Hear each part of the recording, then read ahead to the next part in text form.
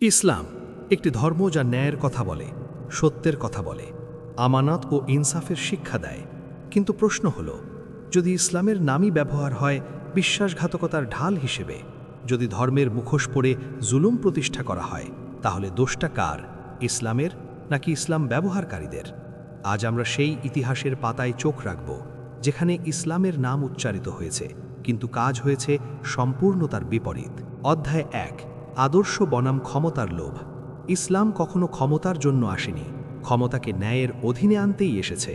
কিন্তু ইতিহাস বলে, যুগে যুগে কিছু মানুষ ইসলামকে ব্যবহার করেছে ক্ষমতা পাওয়ার সিঁড়ি হিসেবে। ধর্মীয় ভাষা, ধর্মীয় পোশাক, ধর্মীয় স্লোগান সবই ছিল জনতাকে বিভ্রান্ত করার হাতিয়ার। সত্যের কথা বলা মানুষদের বলা হয়েছে বিদ্রোহী, ফিতনা সৃষ্টিকারী, ধর্মের শত্রু, আর ক্ষমতার অন্যায়কে বলা হয়েছে ধর্ম রক্ষা। অধ্যায় ২, দরবারি ইসলাম ও বিকৃত ব্যাখ্যা। প্রতিটি জালিম শাসকের দরবারে সবসময় কিছু লোক ছিল যারা কুরআনের আয়াত ব্যাখ্যা করত শাসকের পক্ষে, হাদিস ব্যবহার করত জনগণকে চুপ করানোর জন্য। জুলুমকে বলা হতো শান্তি, আর নির্যাতনকে বলা হতো রাষ্ট্রের স্বার্থ, আর ন্যায়ের প্রশ্ন তোলাকে বলা হতো ফিতনা। এভাবেই ইসলামের পবিত্র বাণীকে বন্দী করা হয়েছে দরবারের দেওয়ালের ভেতর। অধ্যায় ৩, ধর্ম যখন ব্যবসা হয়। একসময় ধর্ম হয়ে উঠল পণ্য, ঈমান বিক্রি হলো দানের বাক্সে, জান্নাতের স্বপ্ন দেখিয়ে আদায় হলো অর্থ, ক্ষমতা, আনুগত্য। ধর্মীয় পরিচয়কে ব্যবহার করা হলো ব্যক্তিপূজা গড়ে তুলতে, নিজেকে প্রশ্নের ঊর্ধ্বে তুলতে। মানুষ ইসলাম অনুসরণ না করে শুরু করল মানুষকে অনুসরণ করা, আর সেখানেই শুরু হলো সবচেয়ে ভয়ঙ্কর বিশ্বাসঘাতকতা। অধ্যায় ৪, জনগণের সাথে বিশ্বাসঘাতকতা।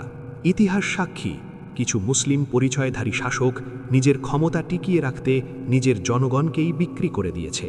অন্যায়ের সাথে আপোষ, বহির্শক্তির সাথে আতাত, আর নিজের জাতির ওপর নির্যাতন, সব কিছুর ওপর লাগানো হয়েছে ইসলামের নামের সিল।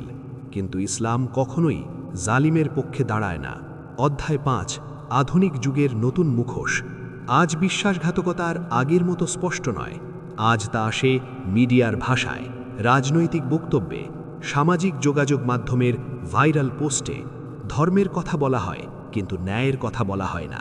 ইসলামের নাম ব্যবহার হয় কিন্তু ইসলামের চরিত্র অনুপস্থিত থাকে।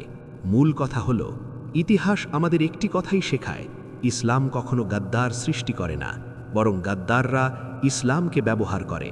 তাই নাম নয়, আমরা কাজ দেখব, স্লোগান নয়, আমরা নীতি বিচার করব, কারণ সত্য চেনার একমাত্র পথ কুরআন ও ন্যায়ের মানদণ্ড।